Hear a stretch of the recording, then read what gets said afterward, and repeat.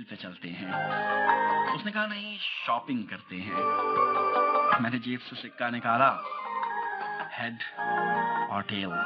उसने कहा टेल। मैंने सिक्का हवा में उछाला, हेड आया। मैं जीत गया और हम साहिल पे चले गए। मैंने कहा बारबेक्यू पर चलते हैं। उसने कहा नहीं चाइनीज।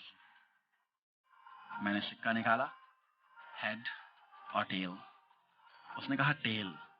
मैंने सिक्का उछाला, हेड आया और मैं फिर जीत गया और हम बारबेक्यू चले गए।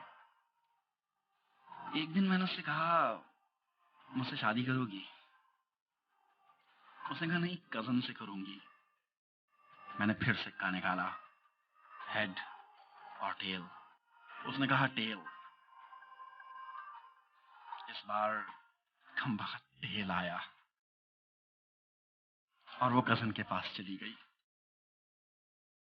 कल उसका फोन आया था। मैंने पूछा कजन के साथ खुश होना?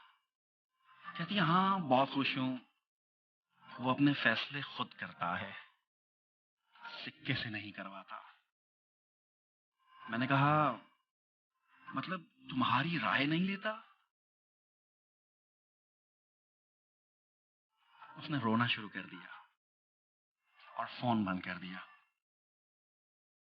मैंने सारे सिक्के जेब से निकाले और हवा में उछाल दिए।